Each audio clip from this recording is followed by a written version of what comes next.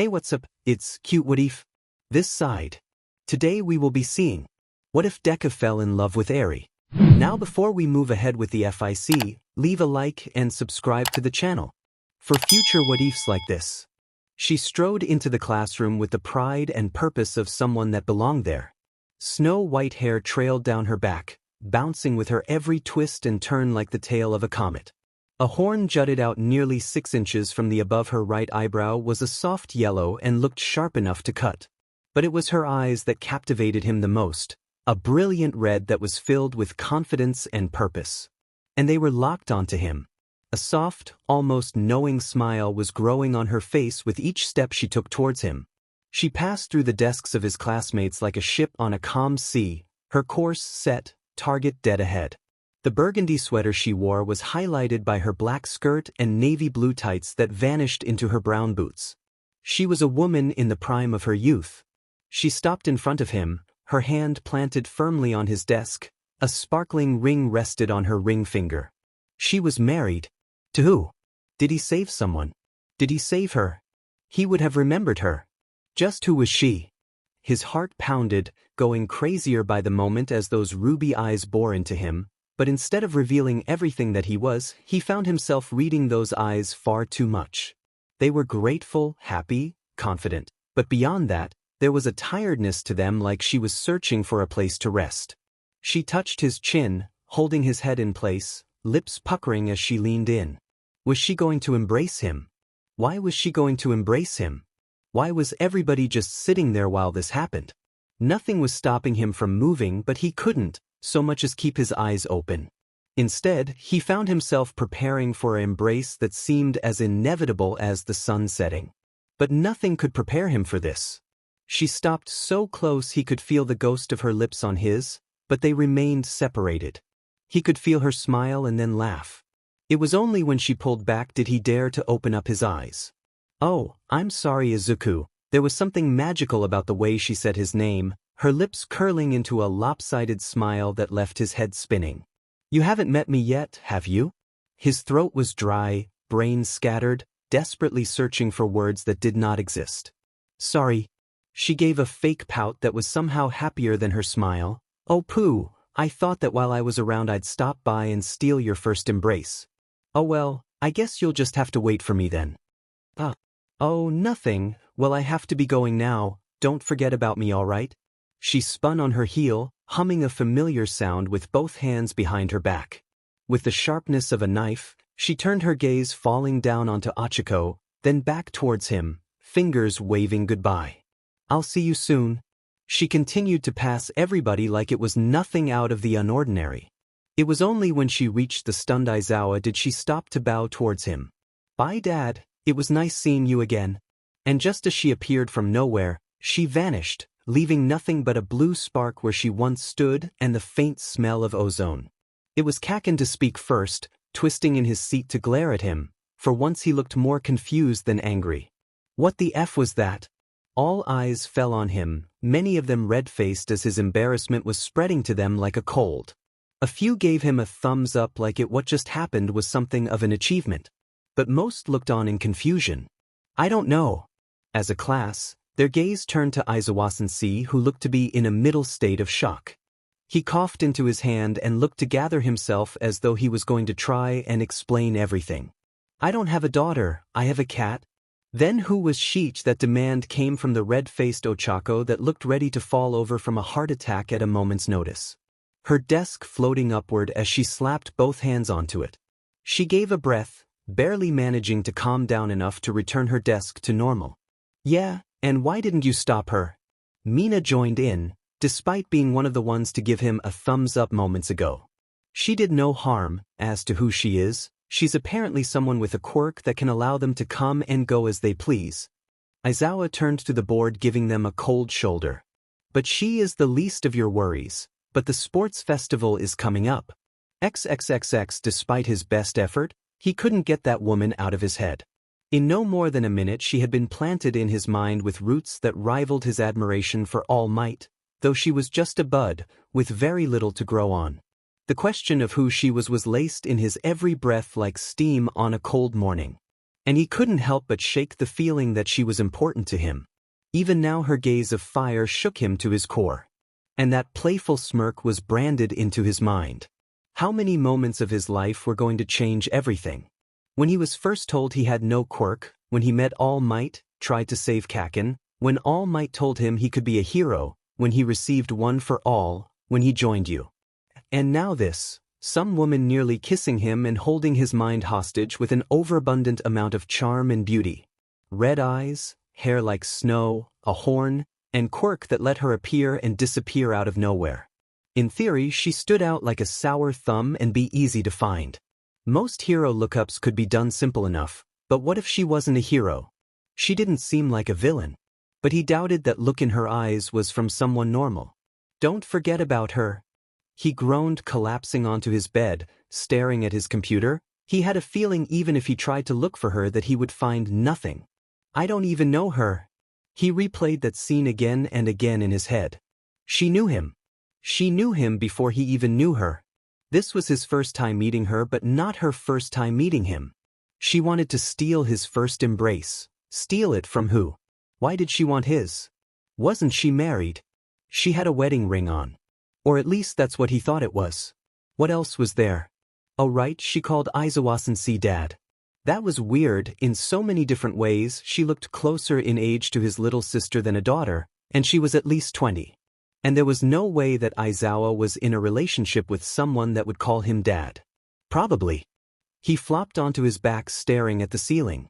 She met me before, I haven't met her. She wanted to steal my first embrace, and she appeared and disappeared out of nowhere. And we'll meet again. He shot out of bed, one hand covering his mouth as the hair on the back of his neck stood on end. It seemed so outlandish and completely out of the realm of possibilities. But that's what quirks were, weren't they? They broke every known rule about them. Was her quirk time travel? It was the flicker of her hair in the explosion. That snow-white hair that had been on his mind and in the corner of his eye ever since she barged into his life and vanished into thin air. That mysterious time-traveling woman.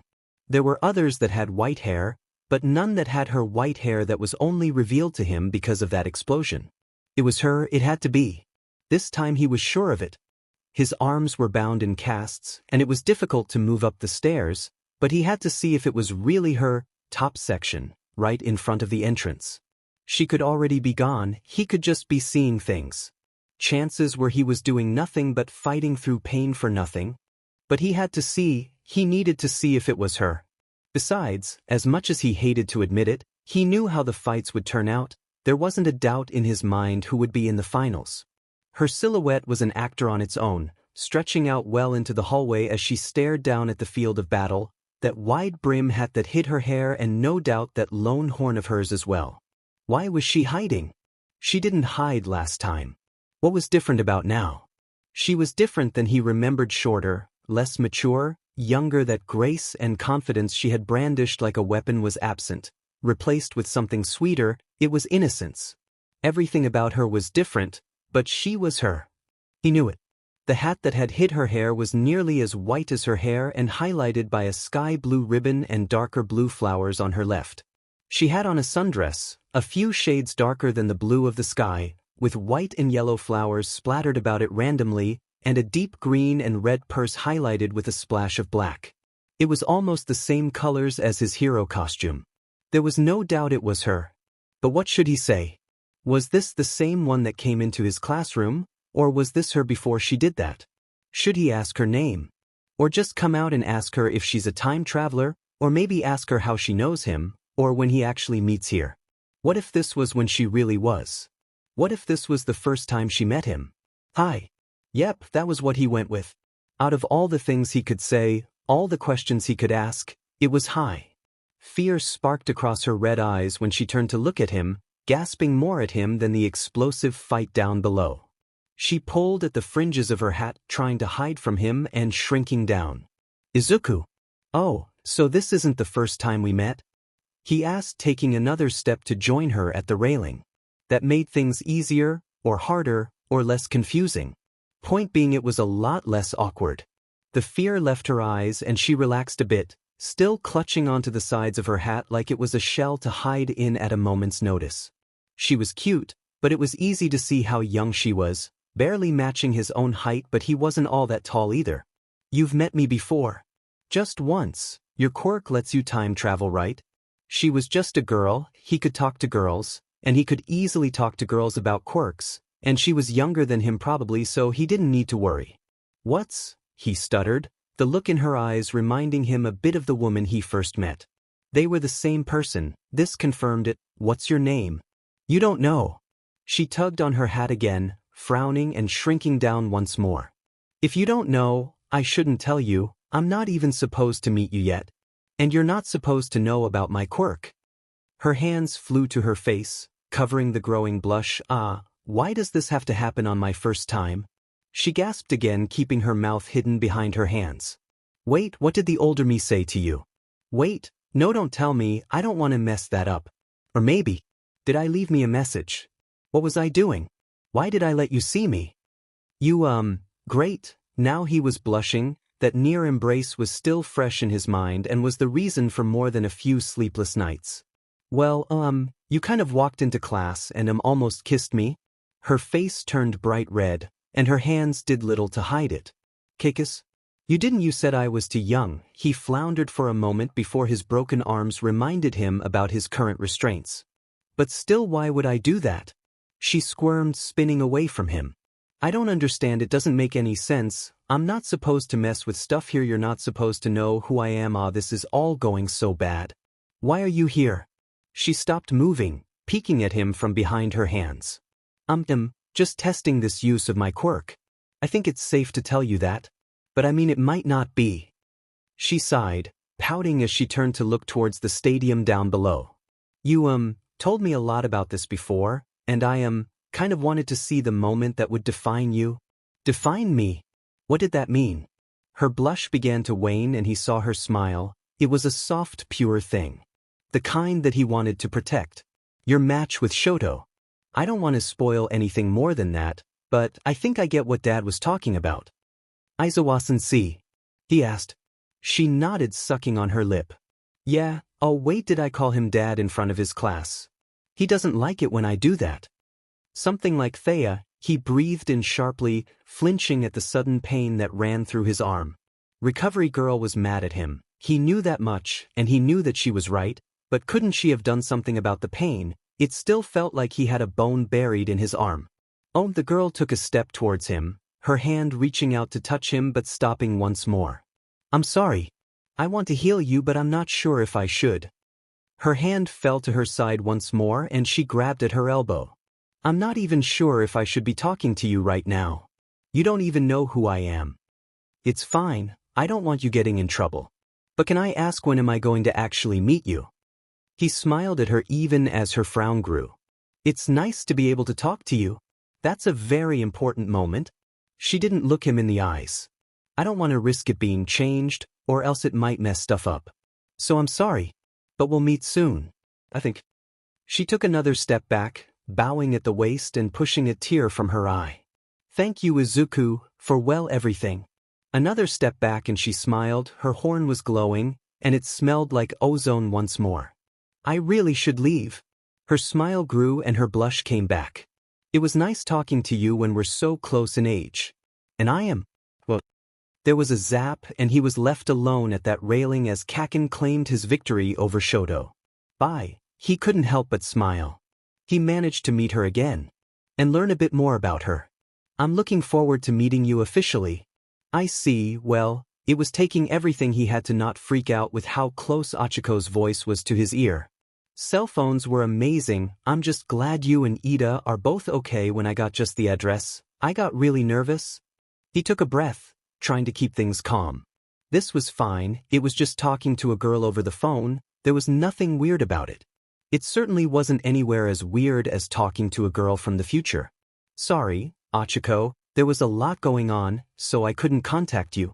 The Nomu attack, their fight with Stain, and the near-death experience they all had.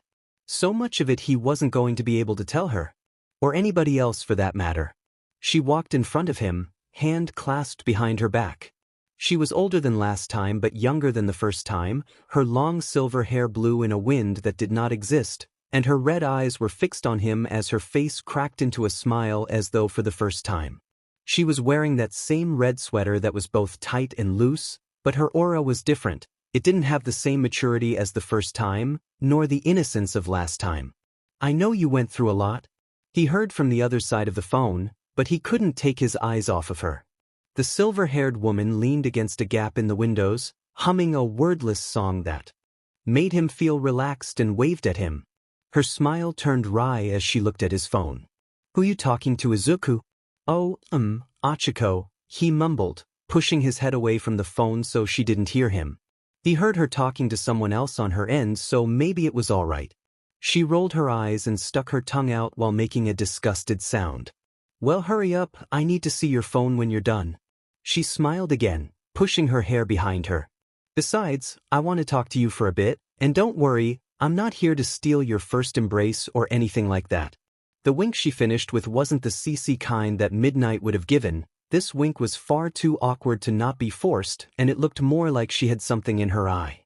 It was her red face and the way she looked away from him, lips in a soft pout to hide her failure, that struck gold with him.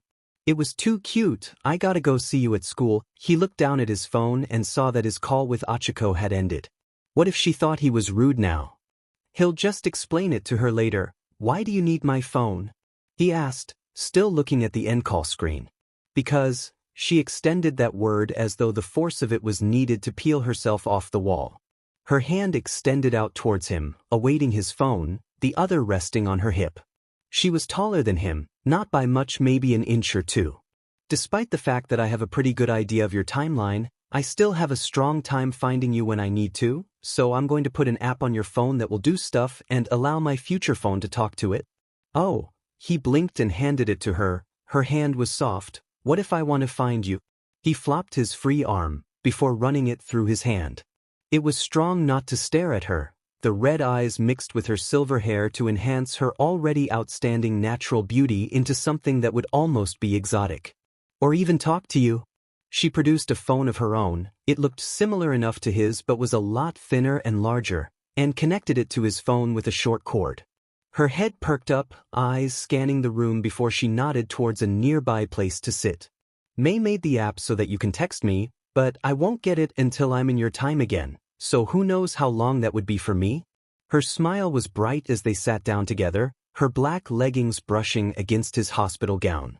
"And I might have a good memory, but don't expect me to remember a conversation from like 2 years ago." "Does that mean I'm going to learn your name?" She stuck her tongue out, fingers tapping on his phone screen while hers had a loading bar. "If you don't know my name, I'm not going to tell you." "Probably. I might change my name later, but you won't have to wait much longer." Her smile died as she put his phone down. The same loading bar was now on his. "And I'm not sure if I'll even talk to you between then and now." There was a sadness that he hadn't seen in her before. It was distant, one that he needed to rescue her from. "Can I ask why you're traveling in the past so much?" he asked, his free hand grasping at air. It wasn't the first time he had felt so helpless. It was common in his life, but now with her, it felt 1,000 times worse. But a sigh escaped her and she let her shoulders fall. Her eyes faded from his view by a veil of hair that slipped from her horn. "I don't want to risk telling you. Something happens, doesn't it?" He pressed, leaning forward ever so slightly. If he wasn't so injured, he'd be able to comfort her more. But was that what she wanted? Could he even do that to someone so what? Appealing. Mysterious.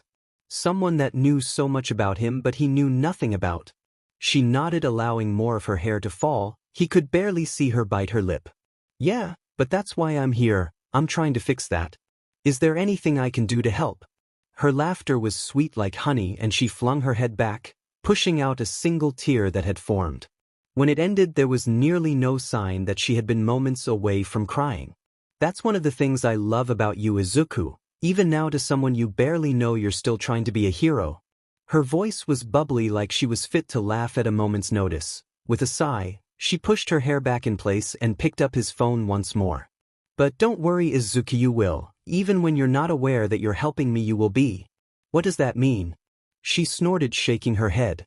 "It's really weird being the older one, you know, but I'll get used to it. Normally I'm the one asking all the questions. But don't worry, you'll understand later." Or maybe not. She disconnected their phones, texting away at his and navigating it with the kind of speed and agility that would make Mina's head spin. So, can I ask another question about you? He asked, then shook his head. Besides that one.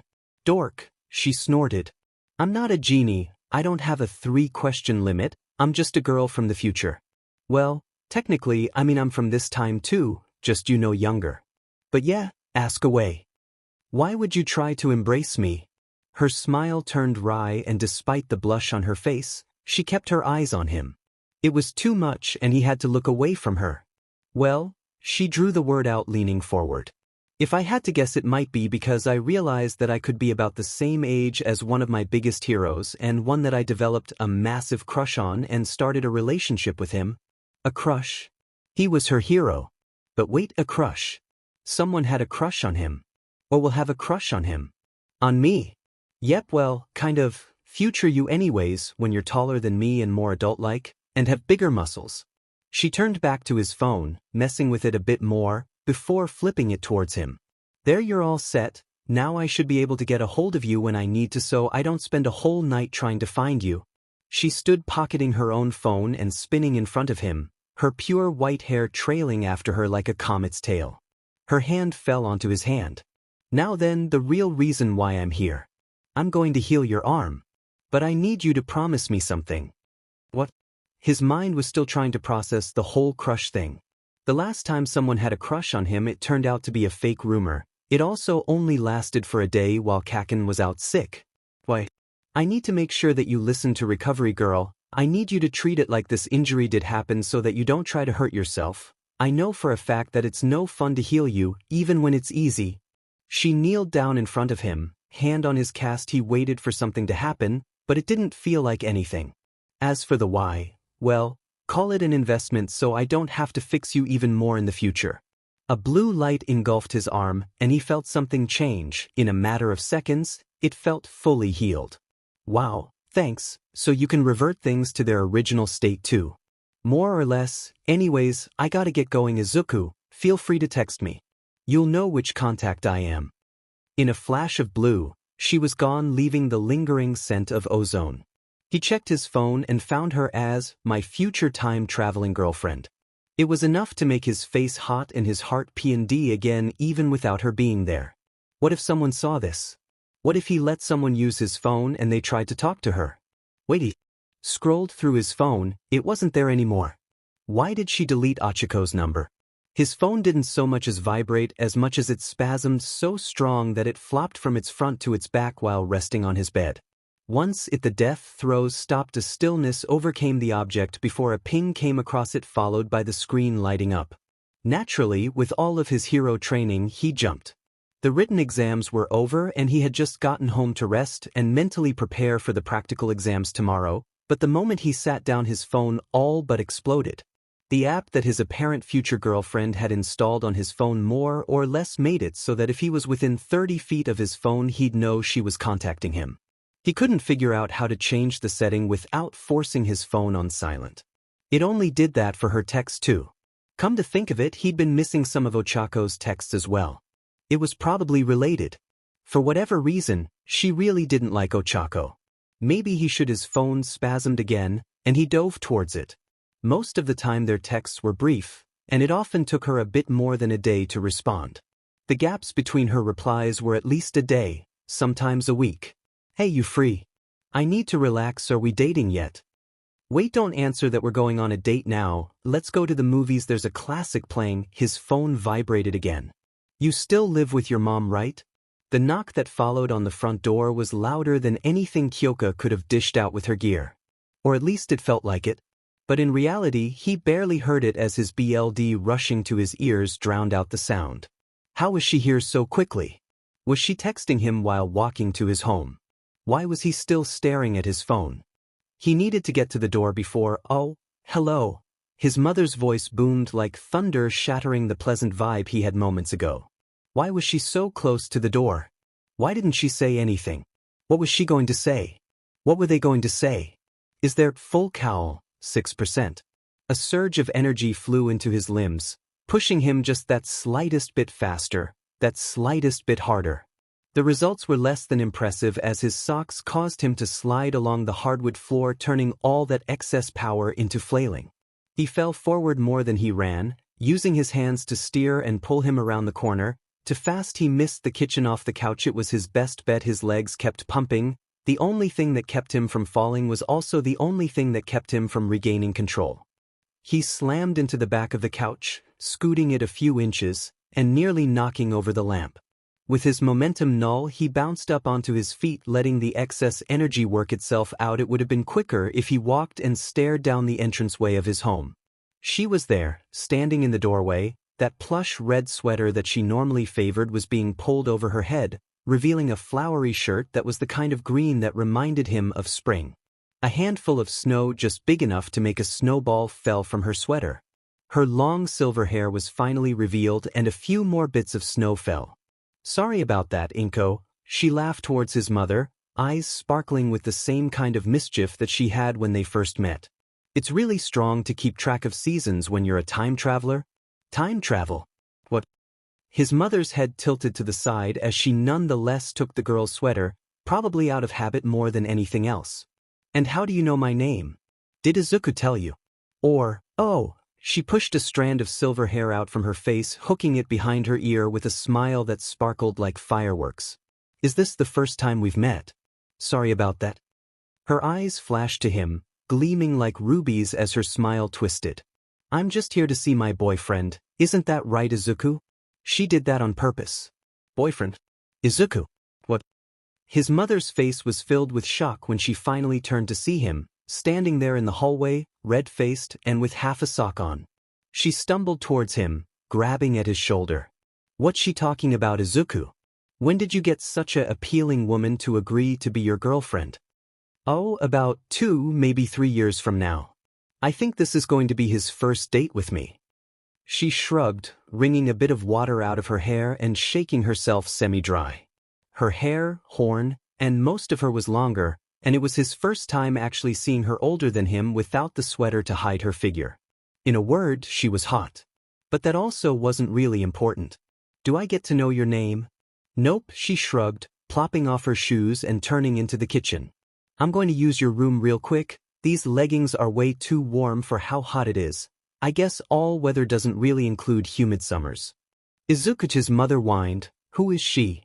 Explain what's going on. Is this a prank?" "I don't really know." He shied away from her, his face burning both from his mother's concern and the look the silver-haired beauty had given him as she snuck to his room. "Apparently she's my time-traveling girlfriend, and that I end up marrying her."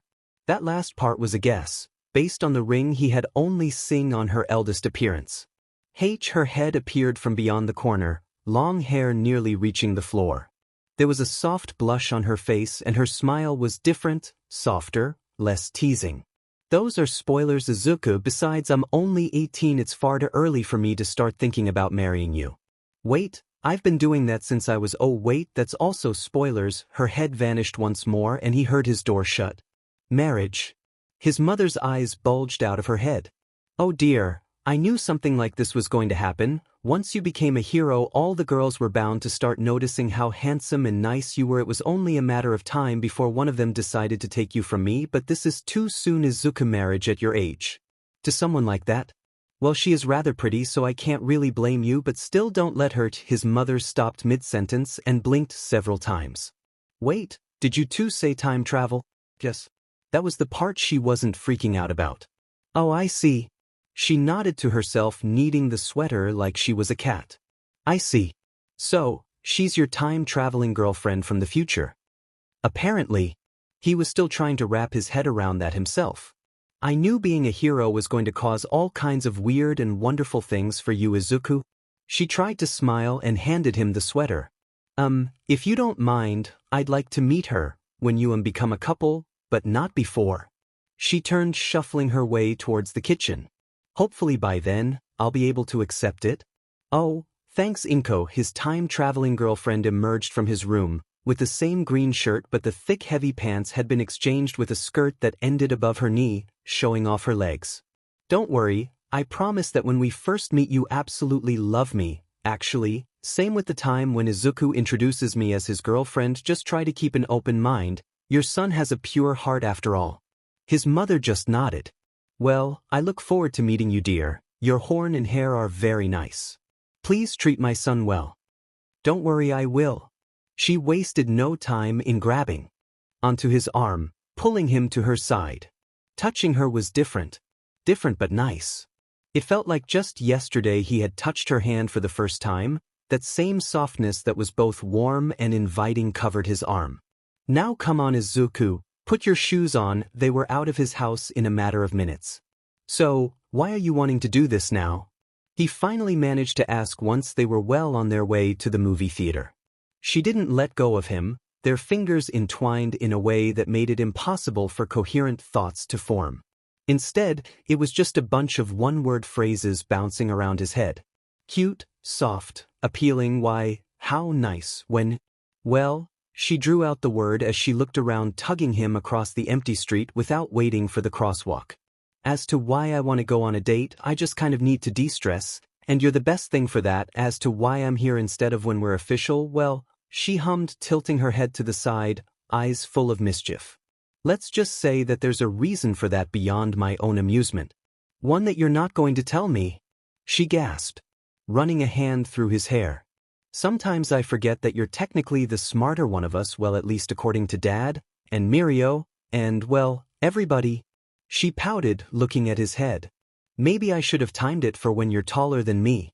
Hey, those are spoilers, he shot back as they cut through a park, ducking under a tree to end up on a different road. Won't that change happen? Not really, you can't really change how tall you are after all. She leaned on him, their shoulders touching as she steered him around another corner. But, if I were to say that I like big muscles, you could totally start working out more to become even beefier and hunkier. Just make sure that you get actually stronger, not useless stronger. Isn't it risky trying to change the future? What happens if you change my past and the me that you're talking to now stops existing? She pulled away, dragging him across the street once more. Unlike you, most people who have quirks generally don't let them kill themselves with it, like Mirio with his permeation quirk. If he gets knocked out while phasing through stuff, he'll get popped right back out. But that might hurt a lot. Basically, I can't accidentally delete myself, and I effectively have one timeline. If I go back and make younger me spill some juice, I'll have a memory of some crazy lady spilling my juice. She paused, face furrowing. And no, I haven't actually done that. Then why don't you tell me your name? Before it was because I didn't know how my quirk worked, and I was afraid. Now it's mostly just because it's fun to tease you instead of you teasing me. A devilish smile spread on her face that sent a shiver down his spine. Do you really want to know my name?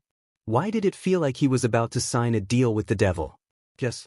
Fine, I'll tell you. Her red eyes shimmered as she placed a finger to his lips in the middle of a busy street, the theater just a few buildings down. But, you have to embrace me first. What? He nearly fell backward, only their hands kept him from doing so. An embrace. His first embrace. Now here. He didn't even know his name. Ere her name, his brain wasn't working. How was he supposed to even embrace her? But I don't know your name, you'll have to embrace me to find out. She moved in closer, those few inches she had on him allowing her to dominate his mind. Her lips looked soft and so kissable. Oh my, I can feel your heartbeat through your hand. Tell me, Izuku, are you nervous? Yes, he was. That should be obvious. His mouth wasn't working and his brain was no help either. There was just so much everything. Why was she moving closer? He closed his eyes, but that was probably a mistake. Was she going to embrace him? He wasn't ready for this wait. Why was he freaking out that a cute girl was holding his hand and wanted to embrace him? This was a good thing, right? What? Something wet pressed against his forehead, and for a moment everything stopped.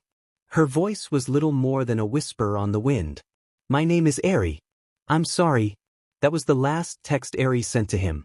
It lingered sandwiched between hundreds of texts he sent to her, begging for her help, for her knowledge, for answers. It was like pleading with a god for answers. At least with her, he knew when he was being ignored. Another text sent, another dull gray notification at the bottom that he was starting to loathe.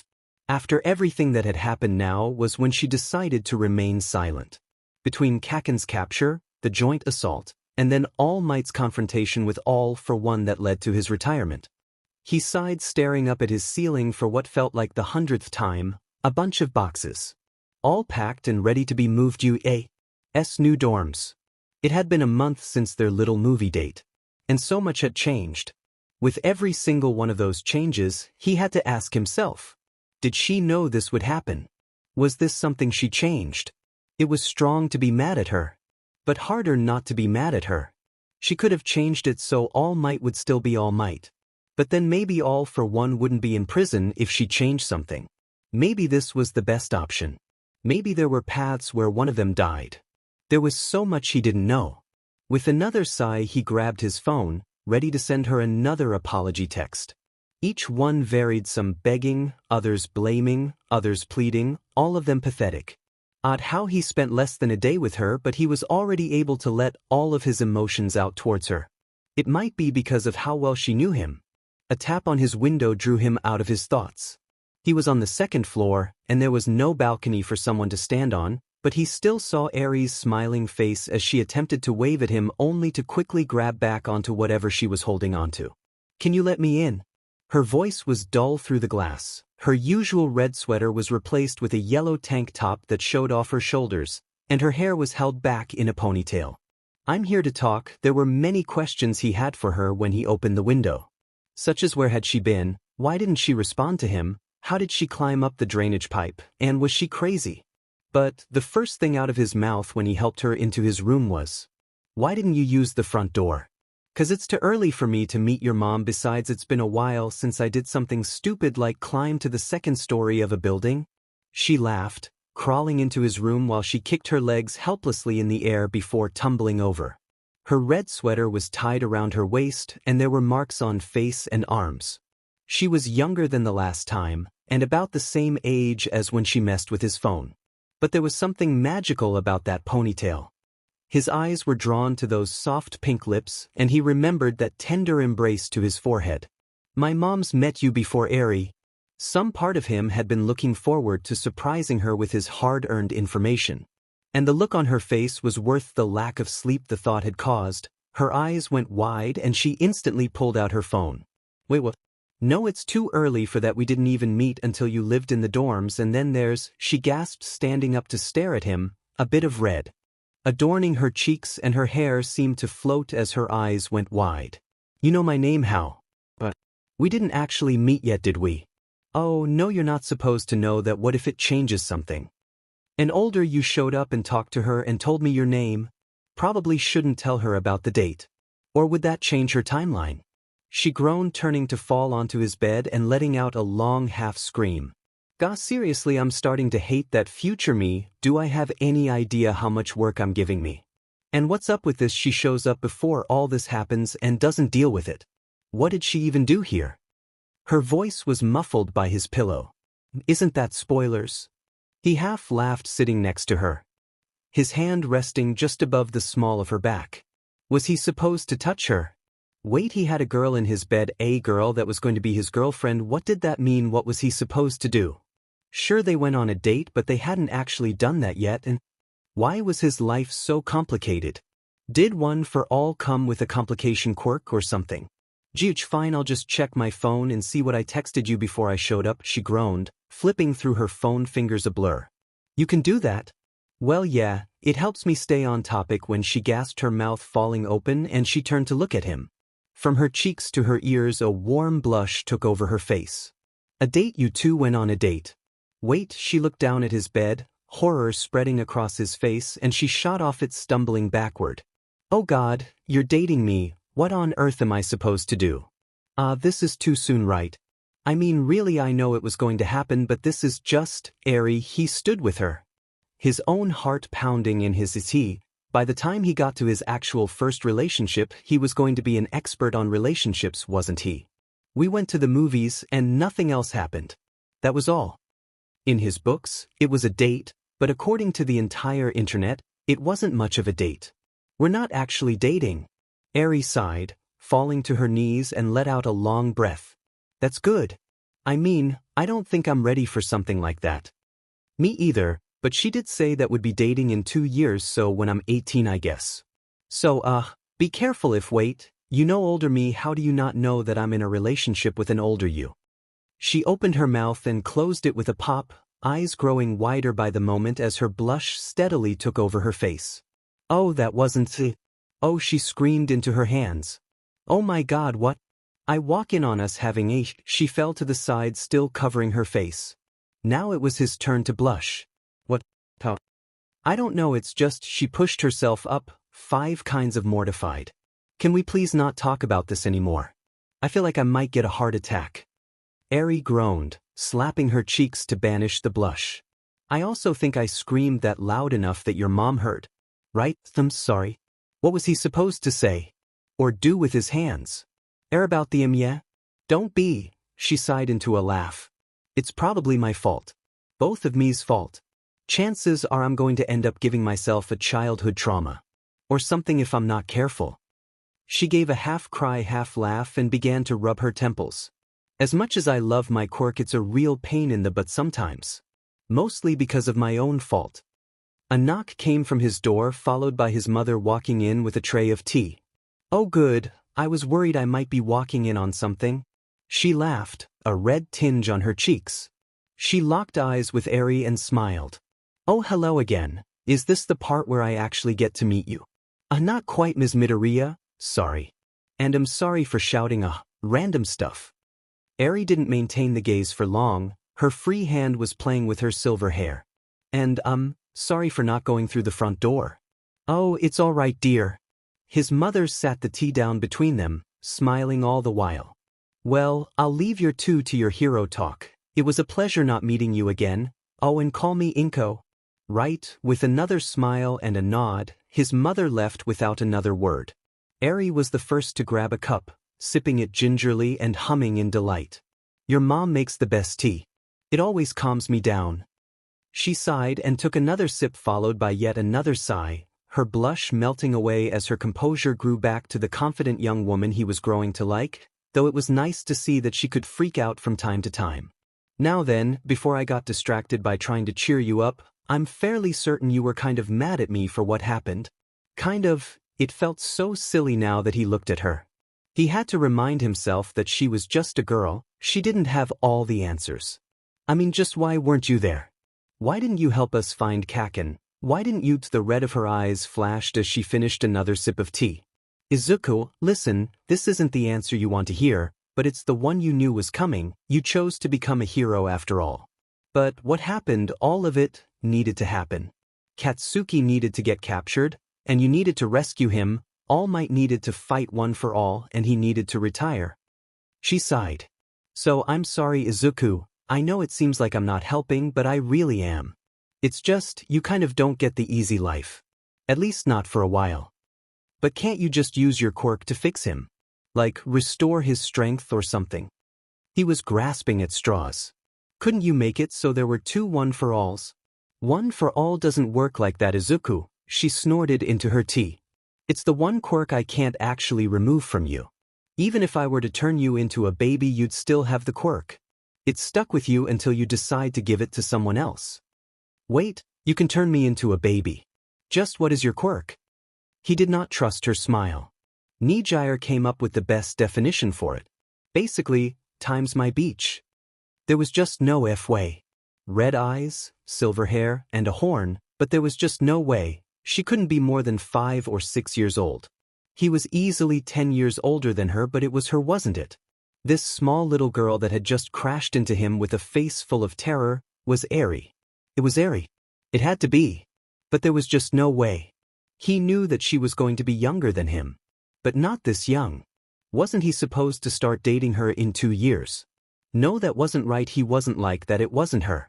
It had to be her sister. That was it. This was just Eri's little sister, and they met through her. That had to be. There was no way this was actually Eri. Without a word, he kneeled down in front of her, slowly moving to touch her. Partially to make sure that she was real, and partially because she looked ready to cry. Sorry about that, I wasn't watching where I was going. Are you okay? She really looked ready to cry. What had her so frightened?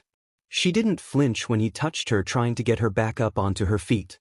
What was with those bandages? The outfit, it was little more than rags. and she had far too much fear in her eyes for someone so young. Now, a voice that was calmer than the first clear day after a blizzard caused her to gasp and flinch.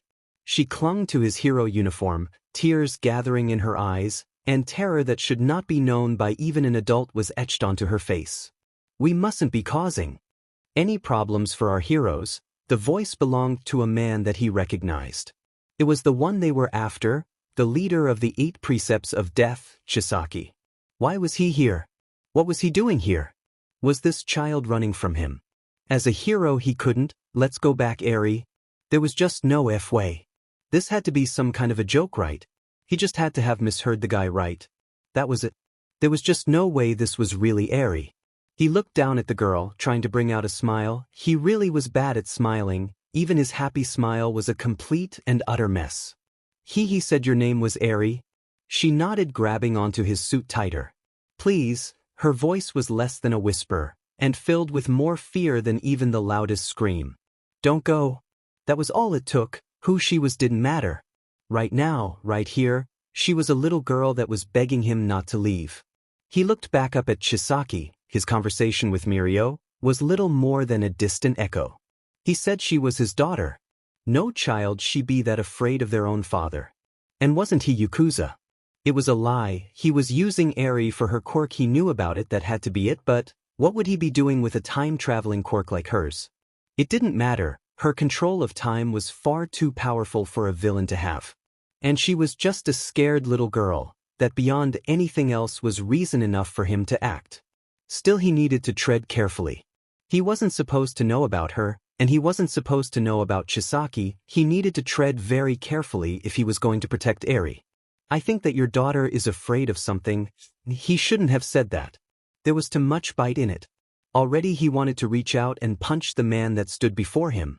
It was all he could do to stop from making some kind of stupid move that would literally F everything up. Chisaki just glared at him with a shrewd look, like he was some mongrel dog barking at him. It's just because I scolded her. Liar. Villain. Monster. Deku, it's probably just because you're making a scary face. Mirio's hand rested on his shoulders. He was making a face. Besides, we need to get going. And these bandages, they're not where a kid would get hurt from falling down.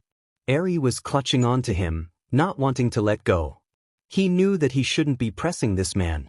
That just doing this would make everything 1,000 times strong than it needed to be. But when a hero dons their uniform, there's no way that they can just look the other way when there's a frightened child in front of them. What are you doing with Eri? Mirio looked ready to hit him, or Chisaki. But that didn't matter. He could only focus on the frightened little girl in his arms and the villain she was running from. My, you heroes are as perceptive as usual. Chisaki offered a modest shrug, his cold eyes not once leaving Eri's back even for a moment. He turned without warning, looking down the alley from which he came from. It was shrouded in darkness, the kind of place where street thugs would gather. All right, but I'm rather embarrassed about the whole thing. Would you mind following me this way? Let me handle it if anything happens. Mirio's voice was low, and the intent was clear. He would fight, while he took Eri and ran. Of the two of them, he was faster. He was so tempted to run away here and now.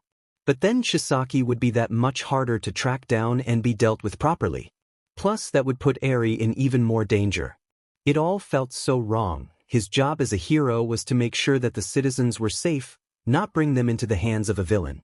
If it was anybody else, he would have ran with her already. Or punched the man. I admit, I'm not the best parent in the world. Ever since her mother left us, I've been struggling to get her to behave. I know it's wrong, but, well, I'm slowly trying to get her to understand I just want what's best for her. Chisaki lied through his teeth, his hands flailing with each and every twisted syllable. He moved to adjust his gloves. I just want her to become the best her she can be, for her to choose the best her, and for her to understand the consequences of her actions.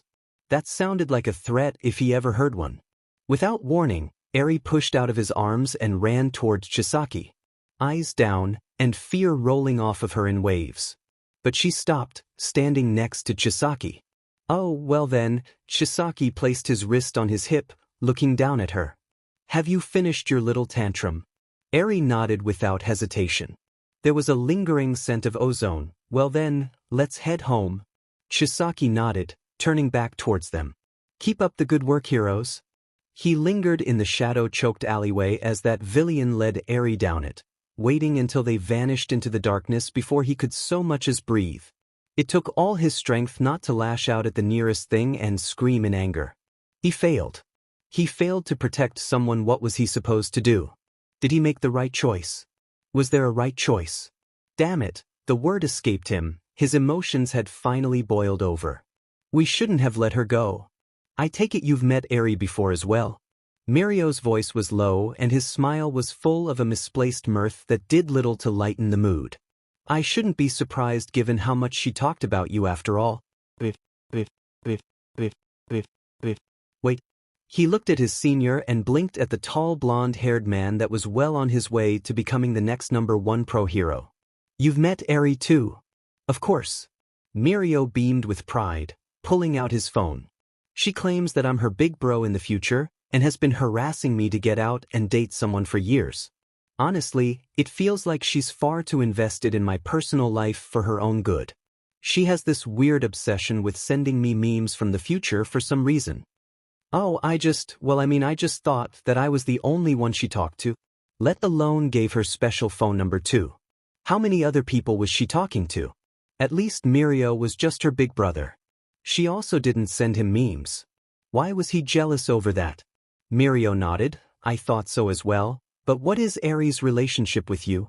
He tapped on his phone, smiling and nodding to himself.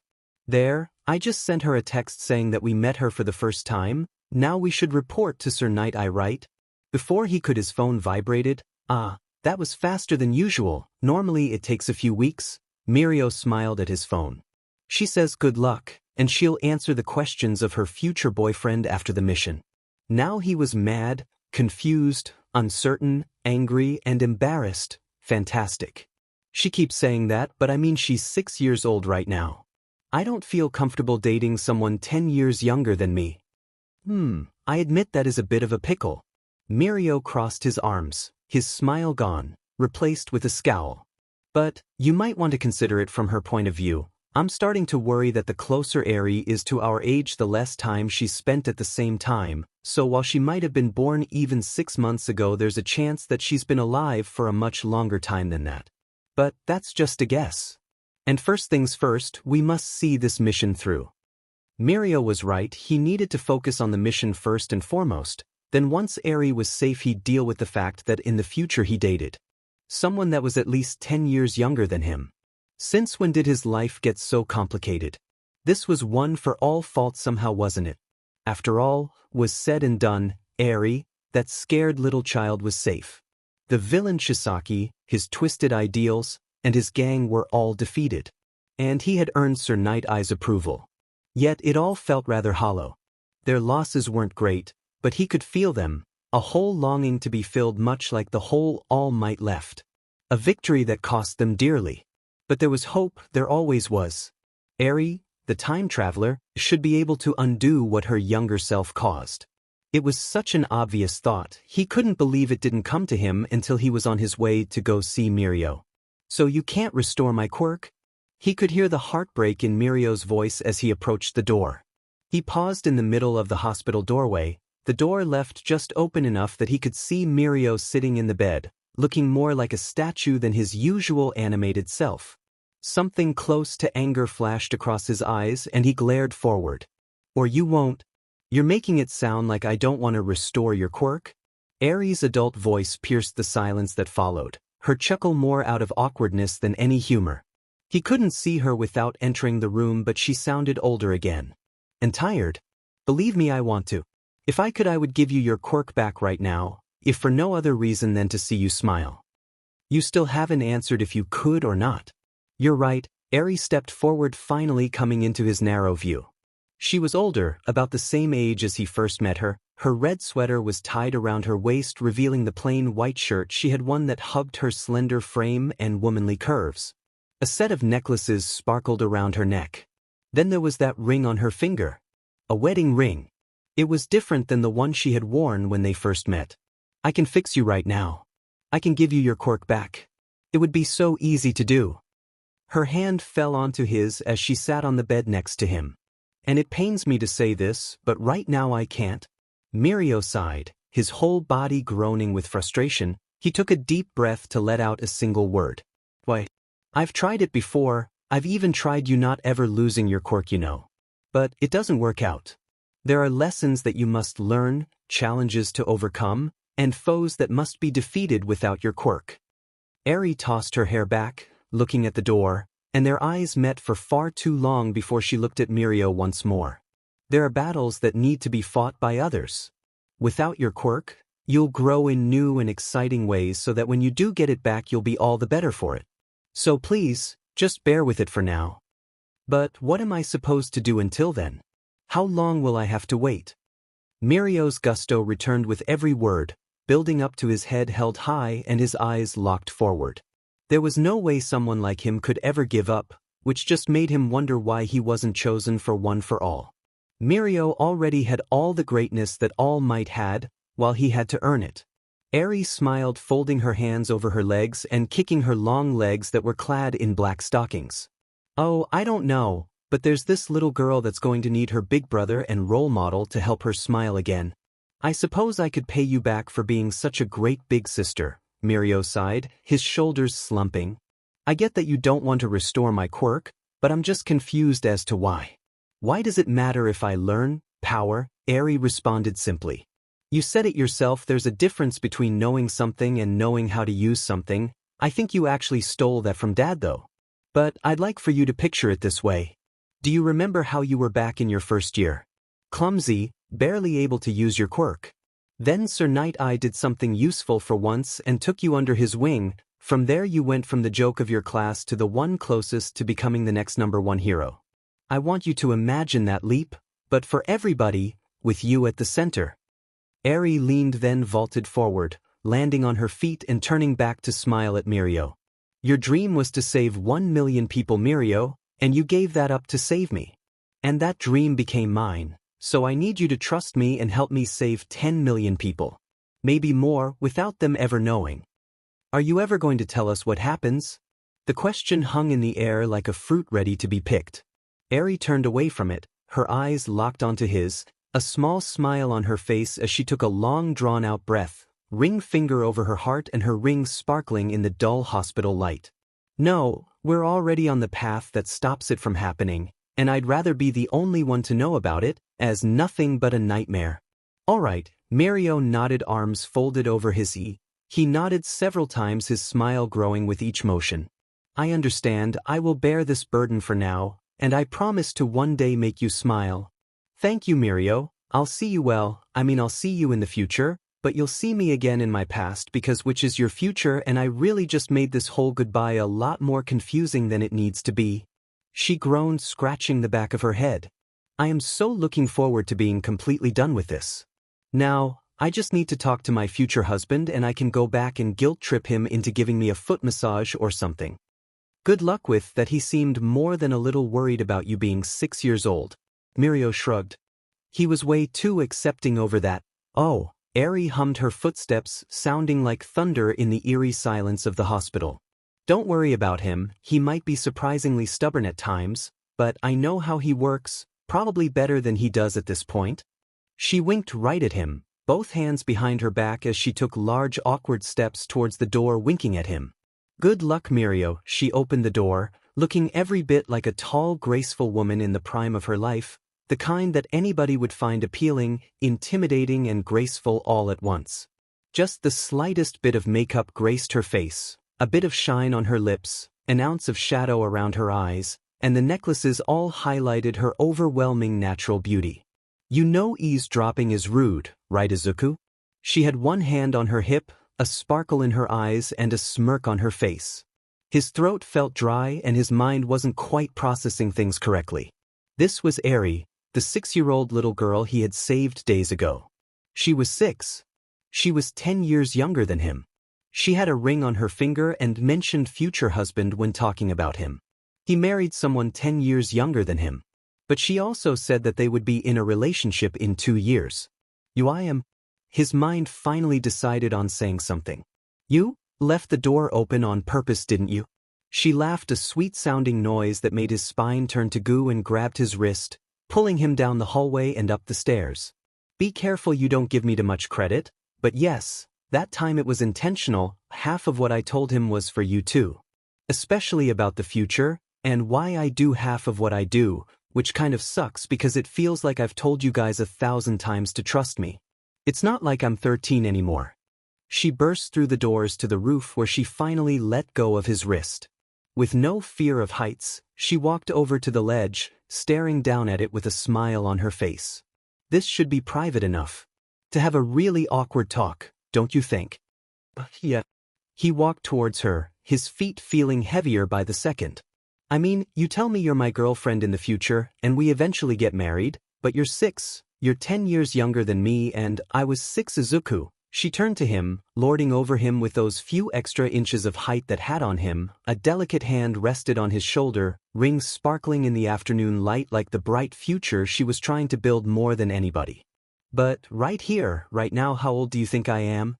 She grabbed his other hand, entwining their fingers, her hair blowing up in the light gust that was just cold enough to fight away the early fall heat and the last dregs of summer. Because I was born 6 years ago, so if we go by my birthday, I'm 6, right here, right now. But what if I go to before I'm born? How old would I be then? Or do you judge by the number of days lived? 'Cause I'll be honest, I don't even know my own age. I've spent so much of my life traveling from time to time, changing the timeline, rarely ever seeing the tomorrow of a day I landed on.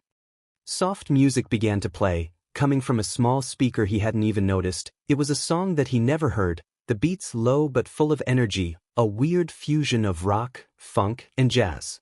She pulled him away from the ledge, twirling as his hand fell to her hip. They were dancing. He was dancing. Or rather, she was dancing, he was leaning from side to side. If we go by experiences and memories, I have more of both than someone twice my age. I've gone through PBR2I at least 4 times by now, watched you become a hero just as many times and maybe more. Her smile didn't fade, but the light in her red eyes grew all the more. Did you know that you have a quirk? One of your own that isn't tied to one for all.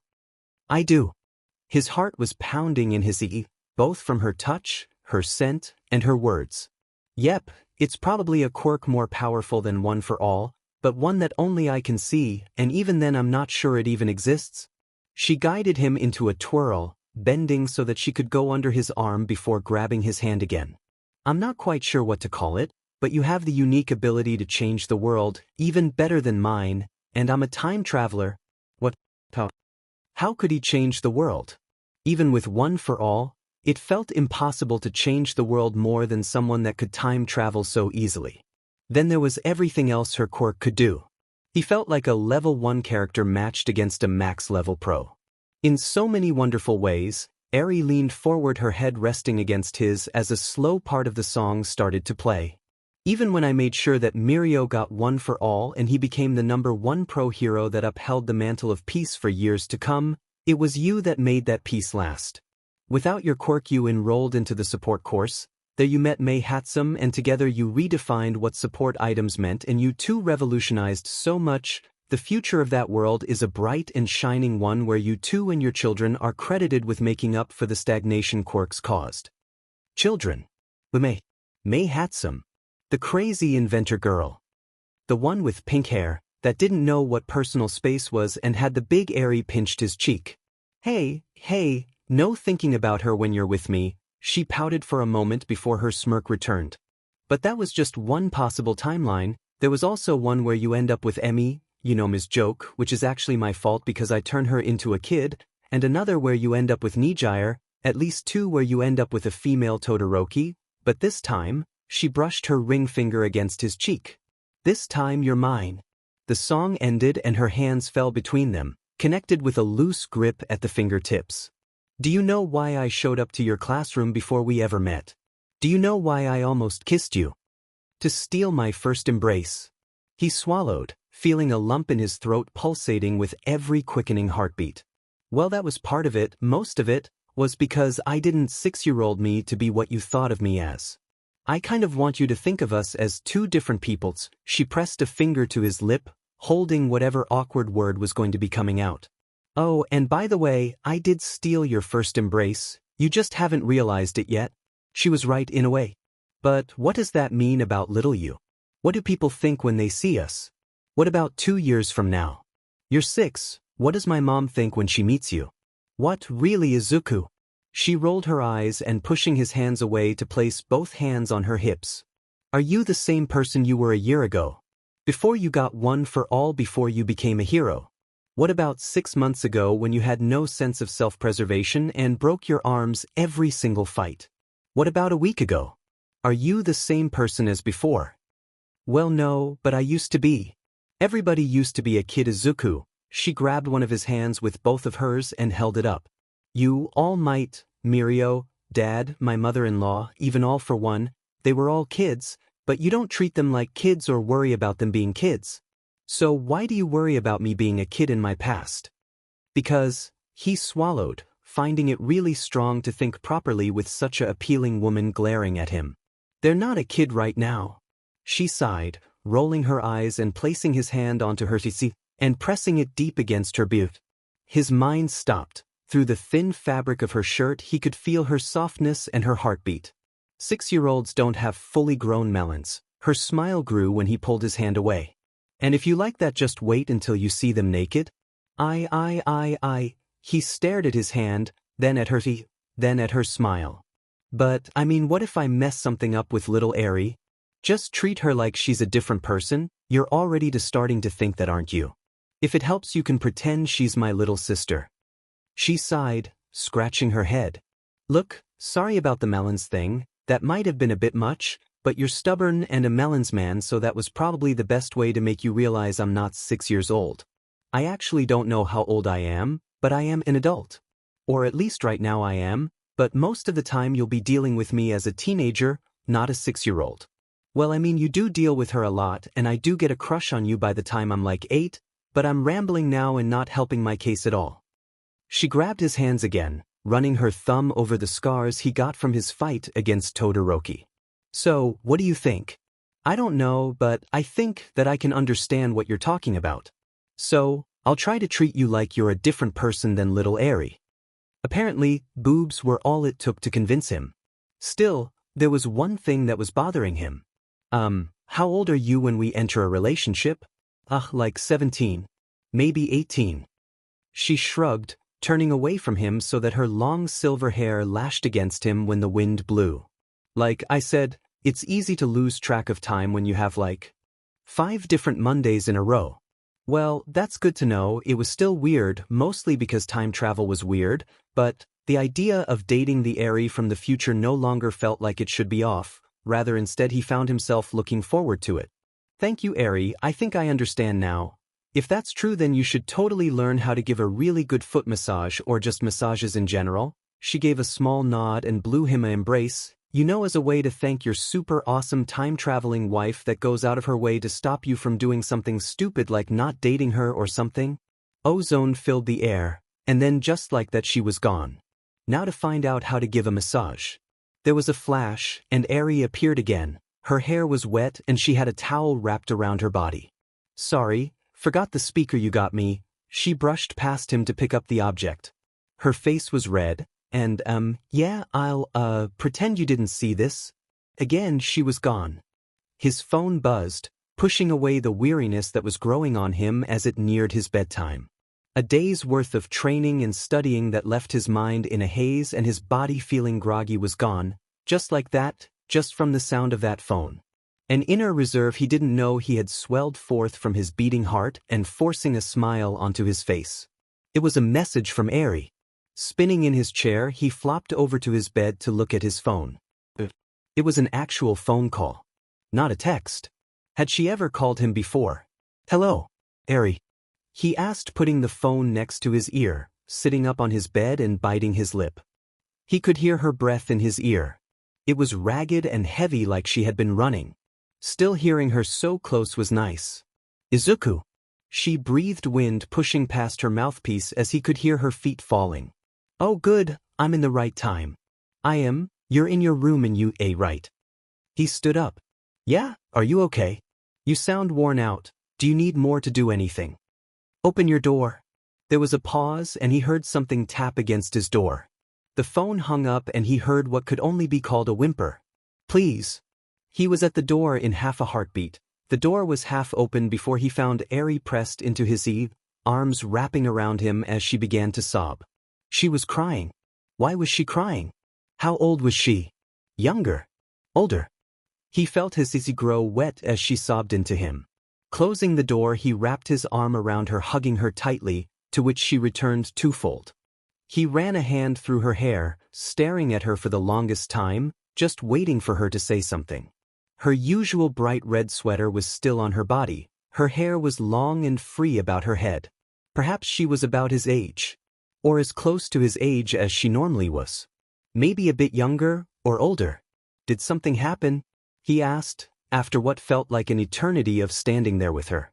She nodded her head, horn pressing against his ear. Is there anything I can do? The words hung in the air, reminding him of how terrible he was at these situations. He could save people, but he couldn't get people to smile the way that All Might did. No, she nodded against, her voice nearly lost in his shirt. Her sobbing had stopped. I can fix it. I know I can. She shuddered like she had just been tossed out into a blizzard. I just can't deal with it right now. Can you just hold me? Tears stained her face when she looked up at him, forcing a heartwarming smile onto his face that was impossible to say no to. Please. I know we're not dating right now, but you were the closest one I could get to, so please. Even if he wanted to say no to her, even if he scrounged up every single excuse he could think of to avoid this, he couldn't refuse her. Not when she needed him. Sure, let's sit down on my bed. The laugh that came from her turned into a sob halfway through. She pushed back, grabbing his hand while drying her tears with her sweater. A bit early for me to be in your bed, isn't it? Well, I don't have anywhere else to sit. And it's past curfew, so we can't use the common room, and I don't think you want to be seen. And they'd probably bug you with questions anyways, and how'd you even get in here? We can sit on the floor. If you want. His face felt warm, and he was wondering if his hand was sweating. He hadn't even thought of it like that. Together they sat on his bed, staring at his computer desk in complete silence. His hands still gripped hers lightly, his heart racing while the sadness and abruptness of Eri's visit hung in the air, waiting for either of them to bring it up again. I'm sorry, she fell towards him, resting her head on his shoulder, red eyes looking up at him. I'm sure that you have a bunch of stuff that you'd rather be doing right now. It's fine. Really? That's what he was going with. Just fine. Say something else, anything, something nice, just saying something. I'd rather be spending time with you than a lot of things. Really? That's what he was going with. You're always so good at cheering me up. She smiled for a second before it faded again. Only to return a second later. I'm really grateful, Izuku. And thanks for not asking questions. I just want to be near you for a while. Is that a knock came from his door, and without much of a warning it opened up. Aizawa walked in 2 steps, long black hair pulled into a ponytail as he yawned. Izuku, lights out means he stopped mid-yawn, focusing on Eri. Oh, you're here. Eri sniffled, her lip trembling as she looked at him. A tear began to swell up in her eye. She looked away from Aizawa, forcing a weak smile onto her face. Hi. She paused, waving at him. Dead? I'm not your. Aizawa groaned, rubbing the back of his neck and looking at Eri. A moment passed and he broke eye contact, letting out a sigh. Couldn't you have gone to a better time for this? Sorry, she smiled up at him, showing off her white teeth. Being emotional makes it strong to pinpoint when I want to go. Another sigh came from his teacher. He looked up to the ceiling, blinking for a moment. Fine, an hour or 2 at most, then it's lights out and Izuku goes to bed. Got that? Thanks, Dad. She pawed at her tears, smiling up at him. I'll try to be better by then. I'm not. A groan escaped his teacher as the tall man turned from them. Never mind, just. He paused at the door, a single tired eye glaring back at them. Just make sure Izuku isn't dead tired for class in the morning. It's going to be a rough day. That sounded ominous. With a click, the door was shut, leaving them alone in his room. That same silence returned with the sound of her sobs hanging in the air like a mist that made it strong to think. He squeezed her hand again, biting his lip to try to force him to say something. Eri was still sad. He could see that. She was ready to break down and cry if he didn't say anything at all. Hey, Izuku, can you get the light? Eri asked, forcing a smile onto her face. I don't want you to see how ugly I am when I start crying again. Seeing Dad again was nice, but not what I needed. Sure. Really, that's what he was going with. No comment on her crying. No mention of why seeing her dad wasn't what she needed. He stood reaching up for the light. SW. Your mumbling is cute, Izuku, Eri said, drawing his eyes back to her. Her red sweater was halfway over her head. It came off with a plop, revealing the plain blue t-shirt that she wore underneath it. But don't worry so much, you're doing more than enough just by letting me be here with you. Oh, okay. The light went off with a flick and he found his room dark, only lit by the dull light coming from the night sky and street lamp that came in through his opened window. A noise came from his bed as Eri moved along it, drawing his eyes towards her.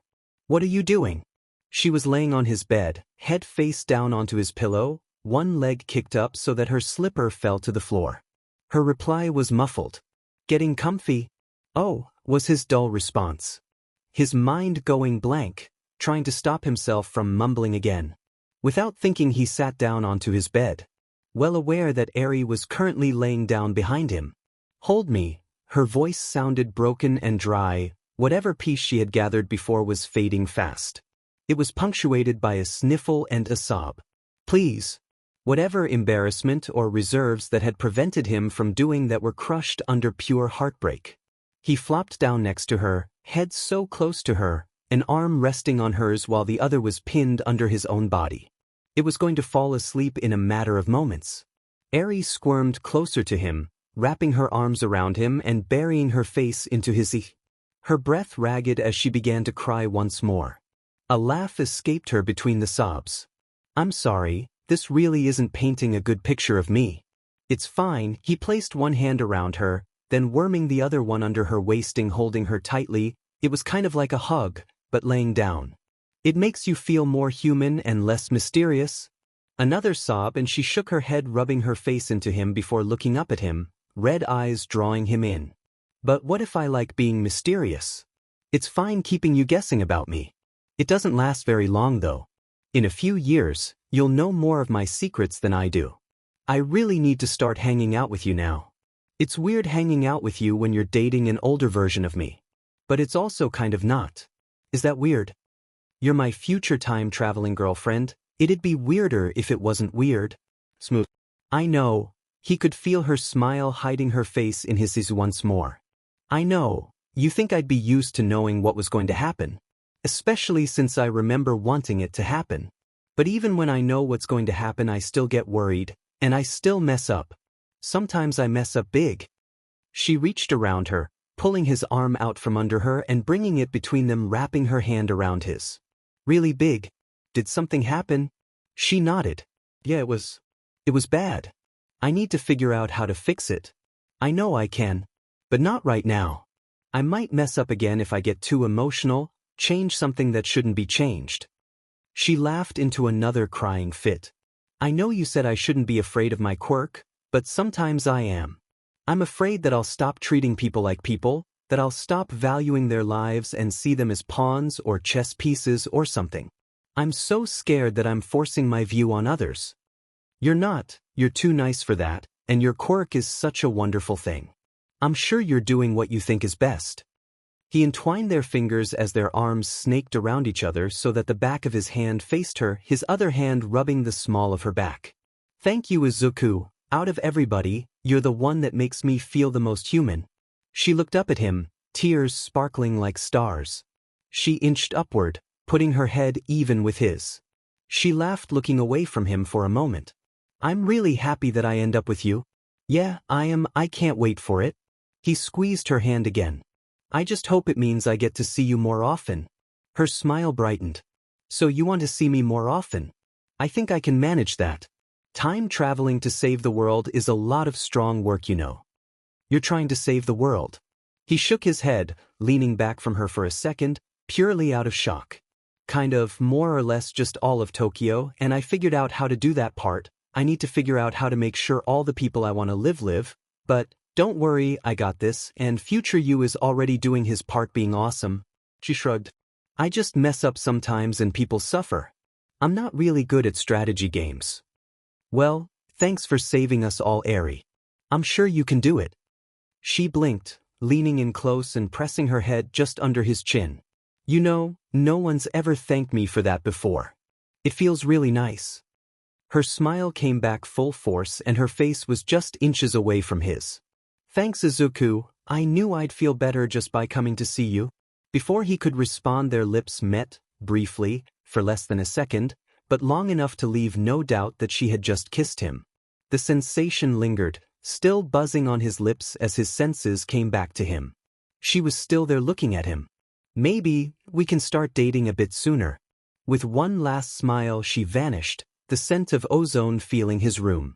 Days later and he could still feel her embrace on his lips. How on earth was he supposed to ask her out? Sure, he knew that she wanted him to ask her out and that he wanted to ask her out, and that he was going to at some point in the future ask her out and that they were going to become a couple, and he was at this point fairly certain that they were going to get married, and he paused, slamming his head against the wall with enough force to make the thud echo throughout the hallway. It felt like all those times he met a girl and instantly started planning out what his life would be like with them, only with Eri it was different on so many levels. Maybe he should ask an older Eri for advice on her younger self. Would that be weird? Was it weird? It might be weird. But it didn't feel weird, which did feel weird, so it was just weird. He slammed his head into the wall again, letting his body rest against the cool texture for just a moment. No doubt several of his classmates were going to think he was weird, or maybe that he failed an important exam or something. A groan escaped as he stared at his phone. Eri's contact information was open and their last conversation about nothing in particular was still visible. It had been over 3 weeks since she had kissed him. The phantom memory of that one moment in time still burned his lips when he thought about it, and true to her word, Eri had started to show up more, sometimes multiple times a week, but every Saturday after the optional class got let out she would show up to hang out. There was no guessing about how old this Eri was. She was the same one that had kissed him, that had appeared and cried in his arms. The same one that was waiting for him to ask her out.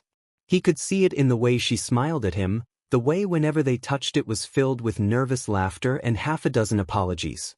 What if he asks her out and then a ever so slightly younger version of herself shows up next time? He'd have to ask her out for the first time again. What you doing? Eri's voice brought a smile to his face even when he was stressing out about her. Maybe All Might was right and he really did have it bad. Real bad. With a sigh, he kept his head lodged against the rough, slightly bumpy paint job that every school seemed to have. I'm just stressing out because I don't know how to ask Eri out. Oh, she replied. It sounded like she took a step back or a step towards him. It was strong to tell. You want to ask me out? A pause, and he could see her red sweater appear in the corner of his eye, her back against the wall. Like on a date. Yet, his eyes went wide and his heart went crazy when whatever lag had been delaying his brain finally diminished and allowed him to realize that he had been talking to Eri. Not just any Eri. The Eri, the one that he had been on his mind nonstop ever since that bold embrace. A noise escaped him that might have been her name garbled up and tossed into a high-pitch blender set to panic. With a push that was a bit too strong, he shot off the wall. One of his shoes screeched along the way while the other rested while he had been standing. It was the opposite wall that stopped him. His eyes were wide as he stared at her. She was smiling, twirling some of the hair that fell to the side of her face around on her finger, a brilliant blush on her face as she looked down and away from him, her other arm folded across her. She opened her mouth but closed it before she could speak. Sorry, I didn't mean to surprise you. Well, I did, but not to surprise you, more of a surprise. You, he muttered, placing a hand over his heart, feeling it beating against his sissy loud enough that he could hear it and feel his blood rushing to his ears. Why was he so nervous? This was Eri. It wasn't like him liking her was a secret, nor was her liking him a secret. They both had dealt with older versions of themselves. They both knew they would eventually start dating and going beyond. Somehow that knowledge made things worse. Oh, Eri, you're early. Time traveler, being early is an occupational hazard. She shrugged, still not really looking at him, although her smile did return to its usual splendor. Why were they being so shy now? Why not before? Was it because they were going to enter a lasting relationship or something? But it didn't make any sense. Do you want me to come back later? Eri asked, flipping her hair and tucking it behind her ear. Why on earth did she look so cute and appealing when she was being shy? Not that she wasn't normally appealing, her confident adult self was absolutely. He stopped himself, taking a moment to gather what little he could of his already rocky composure. It didn't work, not really at any rate. He was still nervous. Still really nervous, but he wanted to do this. I'd prefer if you stayed, it's just, I'm just overthinking things. How's that different than normal? Her red eyes sparkled as she finally looked at him. Her cheeks were still red, but that smug smirk she loved to flash had finally shown back up, a single eyebrow raised as her hand was on her hip. Nice to see her Yususal confidence was back.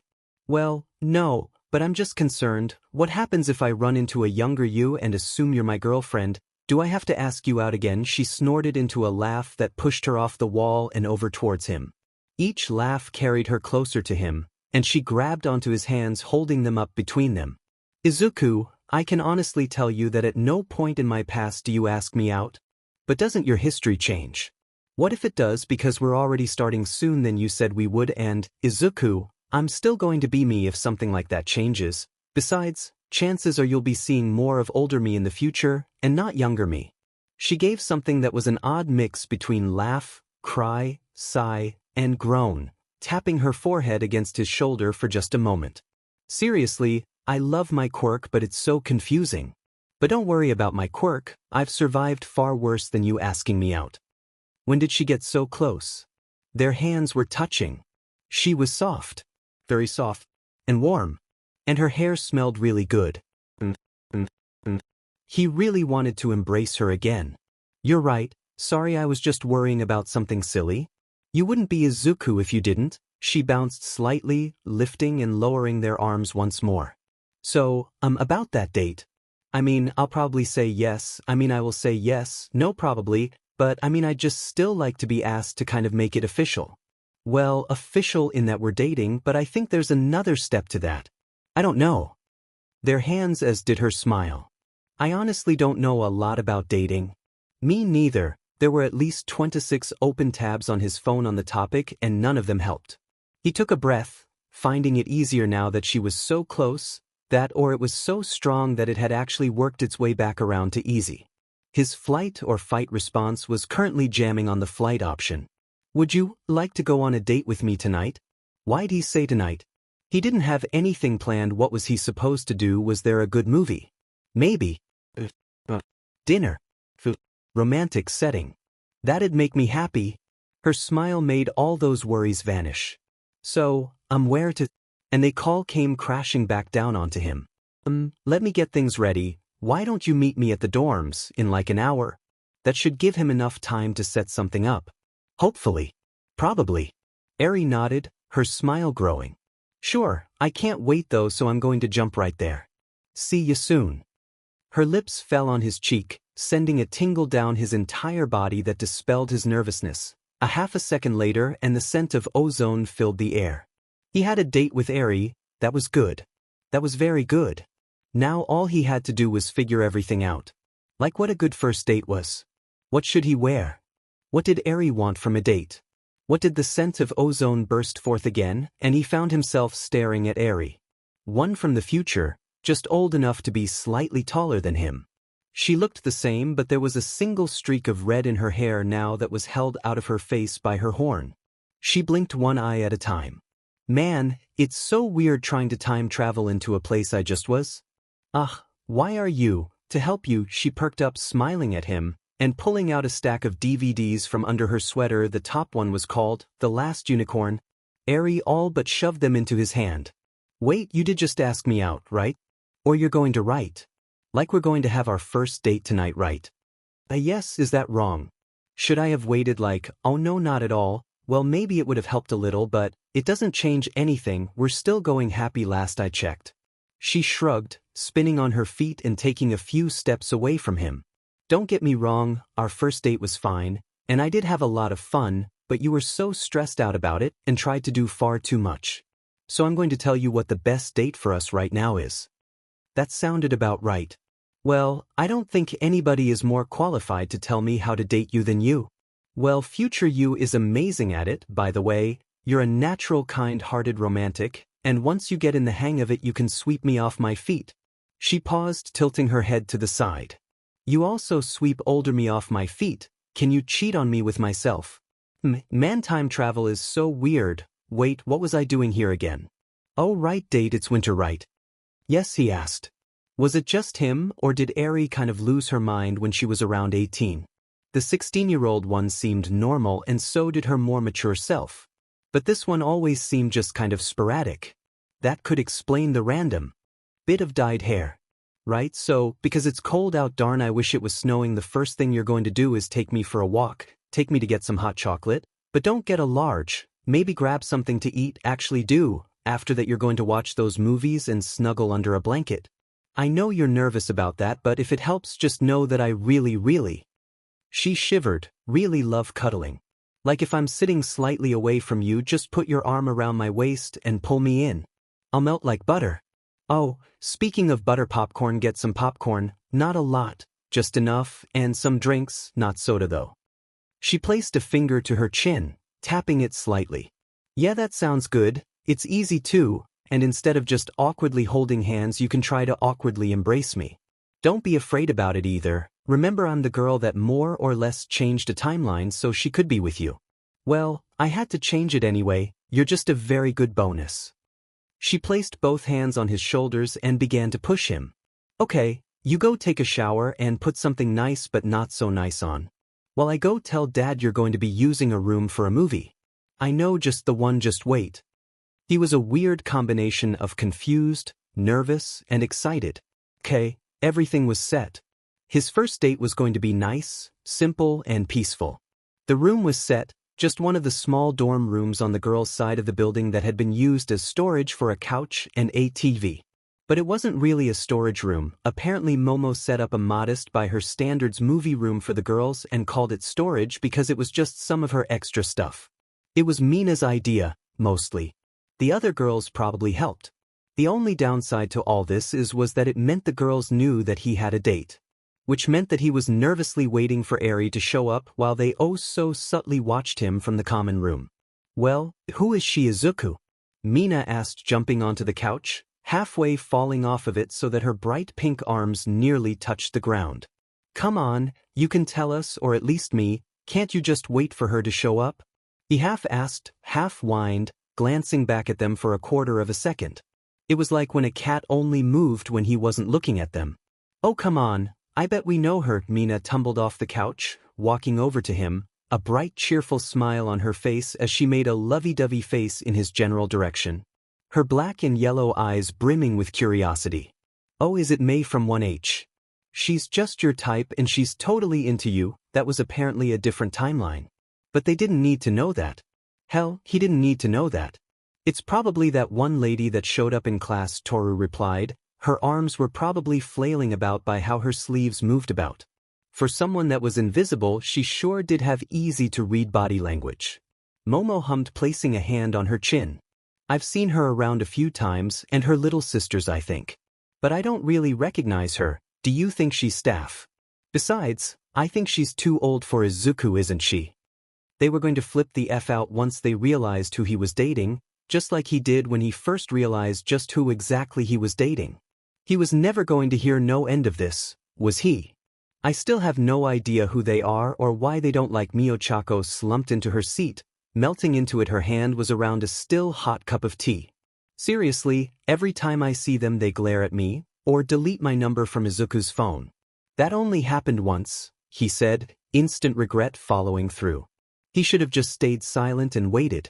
He still had time. Eri was rarely late, she should be here any second now. Yeah, Mina walked up, tapping him on the shoulder. What gives? Why does your girlfriend have a grudge against Ochako? I must admit I'm curious as well, Momo said. Nod, Toru agreed. It's not healthy to date someone that doesn't like one of your friends. You know, I lost a friend in middle school because of that. It's not like that. She ozone filled the air and Eri appeared in front of him, still wearing her usual sweater, but her hair was different. Instead of free-flowing, it was tied into a long braid that fell over one of her shoulders, but the starkest change was one that he had seen on her older self. Bouncing just over her left eye was that streak of hair dyed a deep shade of red. She sucked in her lip, smiling at him, her body twisting. "Hi. Hi," he responded lamely, waving at her. "Your hair looks nice." "Oh, thanks." She ran her hand along the length of her braid. "It took me a while to braid, but if you like it then it was worth the time. The touch of red is cute too, it matches your eyes." He saw only her, only the way she blushed and smiled as she pulled at the clump of hair. It stood out all the more, somehow complementing her horn, and just adding that extra bit of color that made her really stand out. "Oh, well, you said you wanted some way to tell if we were already dating, so I got this dyed. Do you like it?" Her face lit up, waiting for his answer. It was worth repeating that he thought it was cute. "Yeah, I like it a lot. It suits you." "A young love, how romantic," Mina practically shouted in his ear. He was snapped back into reality, realizing that all four girls were standing next to them, while Ochako stood a bit off to the side. Mina's face and her shoulders slumped. Still though, who would have thought that it'd be Izuku to be the first to get a date?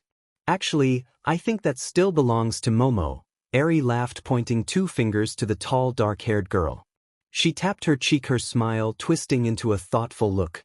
"Oh, wait, was that thing between you and Shoto a secret still?" All eyes were now on Momo, Mina all but glaring at her. "Study sessions, huh?"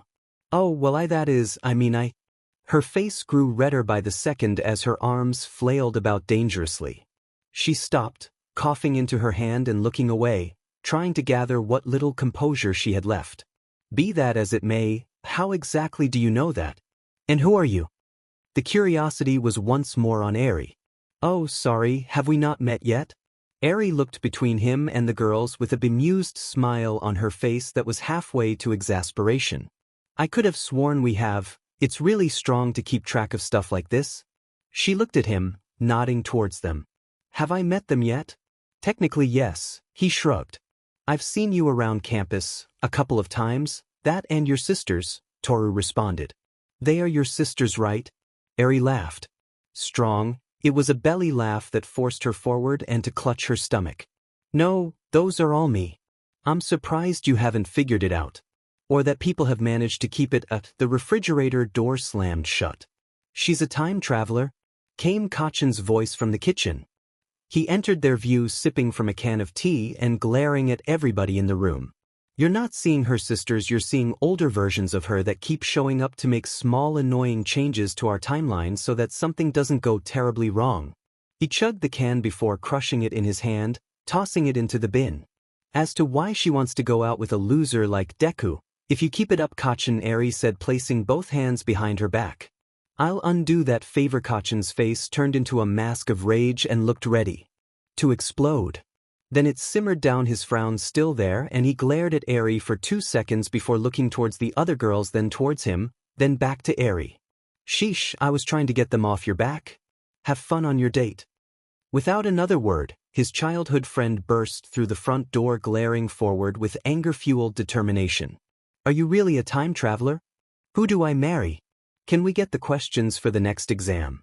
Who turns out hotter?" The girls were swarming her. This was going to ruin their date. He grabbed her hand, pulling her towards him and running down the hallway towards the stairs. "Come on, Eri," she was laughing every step of the way. Before they got to the stairs, he heard Ochako say, "Eri." By the 3rd floor, it was apparent that nobody was actually chasing them, and he slowed down, still leading Eri by her hand. "Does this count as hand-holding?" He didn't look back to see her answer. His cheeks felt so hot that if he dared to look back he'd probably catch fire. Okay, so there were a lot of things that were happening.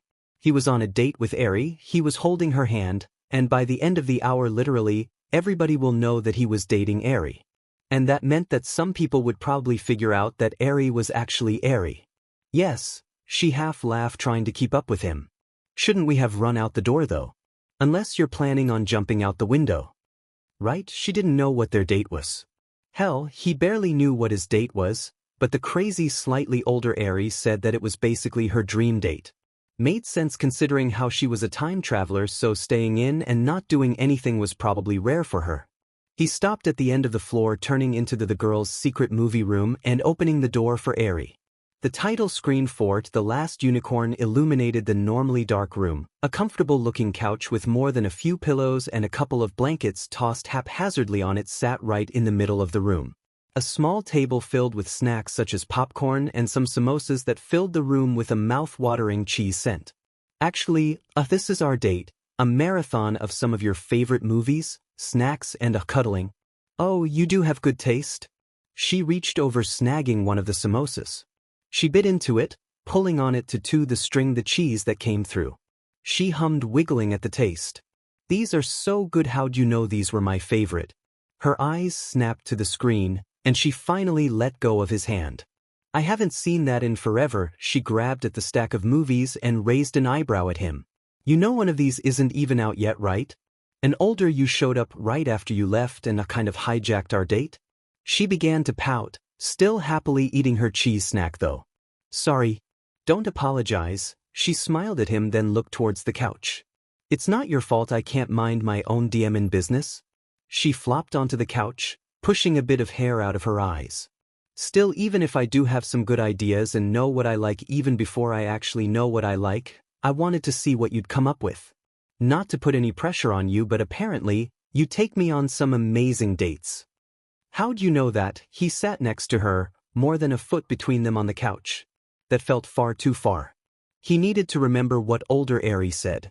That she was just as nervous as he was and that she wanted this probably more than he did, judging by how she went out of her way to change a timeline to try and get with him. Or at least she will. I asked you, she flipped her braid at him. You said to tell you that no, time traveling doesn't get any less confusing and that I am indeed crazy. She gave him a foolin' cheeser smile. I like to think I'm worth it though. Oh well, I'll be sure to plan for our next date. He scooted closer than her. Less than the space of a hand was between them now. Okay, she didn't seem bothered by it, that was good. Now for trying to do more. He placed his arm on the back of the couch, not touching Eri, but he almost had his arm around her. Yep, that was good enough. Eri smiled, raising an eyebrow at him as he looked at his arm, then back at his hand and finally back to him. Her smile was halfway to a smirk as she scooted closer to him. Before you do that, you might want to focus on this date first. His hand fell onto her shoulder, then slid down her arm and her head fell to his shoulder, leading his hand to her waist.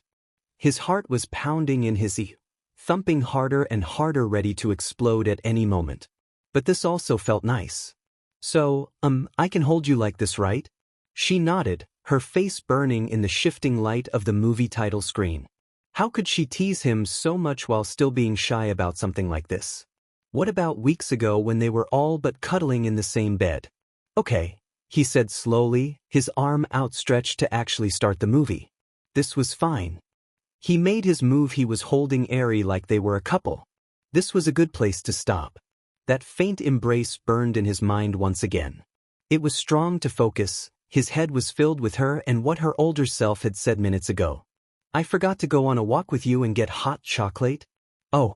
Eri replied, scooting a bit closer to him. Her face was close and her eyes were locked onto his, her favorite movie going unnoticed in the background. Well, it's a bit late now, too comfortable to move. Okay, so this wasn't enough. Awkward kissing time. He could do that. He wanted to embrace her and he was naturally awkward, so it was win-win. He could do this. Can. His voice cracked. Can I embrace you? She shuddered, her body tensing before her smile relaxed, and she nodded. Yeah. He didn't remember moving his head to hers. He didn't remember how he ended up kissing her with her back against the couch. He didn't remember how they shifted, how she ended up being the one on top kissing him. He didn't even remember the movie. All he remembered was Eri's kisses. Put some swim trunks on. That was the text he had received about an hour ago from Eri. There were several hearts next to it, a son wearing sunglasses and a beach towel. It was the dead of winter and there was a winter storm littering the ground with snow. So, he sat in his room, a small heater under his desk as he was bundled up in his winter jacket while wearing his school swim trunks, waiting for Eri to respond back. Chances are this was from the 18-year-old Eri that had a habit of forgetting what season she was in. Or what time PRD she was in. He was now 100% certain that at some point she loses her mind and then find it again before she's 20. And that she refused to say what happens, just that she was happy he was there for her. It could also be the 16-year-old Eri that was who he was technically actually dating, pulling a prank on him or something like that. Who knows, there could even be some sort of dire threat that was going to require him to be wearing swim trunks. Like, a villain with a water slide quirk. Or maybe not. Regardless, he was sitting in his swim trunks waiting for Eri to show up into his dorm room and do something with him. "Holy ball, it's cold," a mature feminine voice said from behind him, the scent of ozone now wafting over him and making his spine tingle at what that meant. "Wait, it's snowing." He turned in his chair to see Eri. But one that was more mature, her long silver hair cascaded all the way down to her, but that same streak of red was now down to her chin, and a dazzling ring was on her finger. But it was her outfit, or rather near lack of an outfit, that was drawing his attention away from just about everything and making his teenage heart go plus ultra. It was a bathing suit, a red bikini that hugged her curves and showed off pretty much everything from her shoulders to her slender waist, though her long legs were half obscured by a see-through piece of white cloth that was tied around her waist. She bounced over to his window, quickly pulling at the blinds to look at the falling snow. "Oh man, we should have gone skiing." "Wait, I can't ski." She turned to him, smiling at him. "And neither can you. Oh, you're already in your trunks. You won't be needing that jacket though where we're going." She grabbed him by the arm, smiling down at him with a radiant smile, and spun him around. It was almost enough to make his head stop spinning. "How old are you? And it's winter, where are we going?" "Oh, I'm 26-ish. And don't worry about their where, it's about the when." She grabbed his hand, wrapping it around her waist. With a wink, she flicked his nose and laughed to herself. "I forgot how cute you were at this age. Oh well, now hold on tight and try not to touch the time stream." While the word was started and then stretched, coming out of his mouth like he was gargling. His room was there, then it wasn't. The sky was bathed in night and day, with the sun swimming in a sea of stars while the moon spun around like a bird trapped in a room. It all blurred around him, and then came to sudden snap. "Don't worry, that feeling like you're going to puke will pass after you puke. The dizziness might stick around for a bit though. Are you dizzy?" Eri released him, hopping back onto the warm white sand that he was currently standing in. The ocean spread out behind her and the warm rays of summer washed away the chill from his room that still lingered. A firm hand slapped him on the back. "Don't worry, I remember hating my first time being rough. You get used to it pretty quick, but Eri enjoys it if you act sick a bit." "I do not," Eri pouted, both hands balled into her fists at her sides. She spun on her heel, kicking up the sand and crossing her arms. "You're just cute when you're sick, and you're sadistic when I'm sick," the voice said again, and a man stepped beside him. He was tall, wearing large board trunks that went to his knees, and was shirtless. He was muscular, very muscular. But it was the scars on his hand that told him everything he needed to know. That and the ring that matched Eri's. "If I didn't know any better, I'd think that you used your quirk to make me sick for longer." Eri didn't say anything, instead, turning to face away from them while still pouting, hands now on her hips. "I don't know what you're talking about." Eri, the older version of him, worn, taking a step forward. A lot of things changed with how he looked. Height and overall muscle mass were the biggest one, but there was no hiding his messy green hair, even if part of it was shaved into an undercut. He leaped towards the older Eri, grabbing her by the hips, waist, and spinning her around. She squealed, slapping at his arms and laughing. "What I didn't, I promise." He stood, shaking off the dizziness and pushing down the need to puke. The warm sun and the cool sea breeze helped a lot, but then there was the confusion and a whole slew of questions that needed to be answered. He drew both of their attention. "What's going on?" "Oh," they both said. "Did she not explain that?" His older self said, standing upright, Eri still flailing as he held her over his shoulders like a sack of potatoes. "Ugh, I'm not really good at explaining this future stuff." "Well, but that's okay, I'm still confused about it too. The trick is to not worry about it." "Hey," Eri screamed, kicking her legs. "Put me down, I'm supposed to explain, basically," he said, ignoring Eri, and smiling wider. "It's like 10 years in the future, we're celebrating Eri's birthday, and that includes the Eri that belongs in this time, so, yeah, you're actually her birthday surprise." This is no way to treat your wife on her birthday. Izuku. Eri stopped flailing and crossed her arms into a pout. Seriously, if I wanted to spend time with you I could have just traveled back and spent the day doing something like cuddling and watching a movie. Oh, it was snowing, could have built a snowman or go skiing. Which, by the way, you're taking me skiing for my birthday. What? Are you going to change your birthday again? Yep. Oh, so this was what his relationship with Eri was going to turn into. It looked fun. And nice. And Eri was really hot when she got older. Wait, won't me being here change the timeline or something? Don't worry about it. Eri laughed, swatting her hand at him and laughing. I'll put you back where I found you. But, now then, let's go find me and give you to me, so me and you can go do stuff without me being jealous. His older self sighed, looking at her then back at him. For the record, yes, she does enjoy saying things in the weirdest way possible just to confuse people and herself. Yeah, I think I got that. He looked up and around trying to find out exactly where he was besides a beach. There was a nice-looking house behind them, but that was about it. But how am I here? And how are there two Aries? I thought that couldn't happen. I so don't want to explain stuff on my birthday. Eri half groaned, slapping on his older self's arm and pointing to the ground. She was placed down gently. Then squeaked, her face turning red as one hand went back to her butt. She glared up at her husband. He smiled at her. Sorry, couldn't help myself. Anyways, there's basically always been two Aries in your time, like one older me and then the kid me. This is no different, we're just when that kid Eri is 16 because this is when you're 26, so yeah.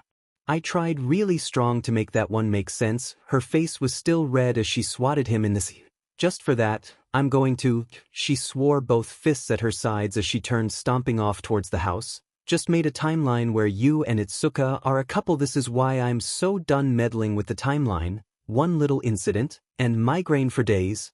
His older self just shrugged at him.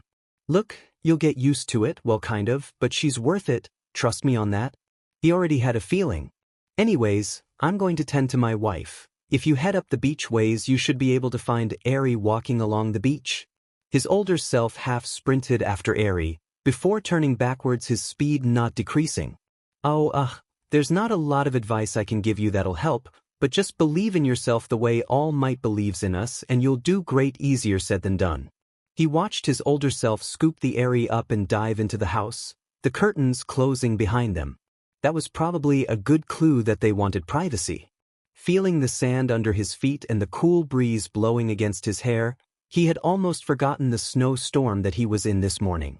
Also, he was probably going to get sunburnt, like really burnt. The beach was appealing, with sparkling blue waters and shallows that extended for what seemed like miles out to sea. The waves were small and gentle things. This was a place to relax, a place where time seemed to stop. In a way, it made sense for Eri to bring him here. Or for him to bring her here.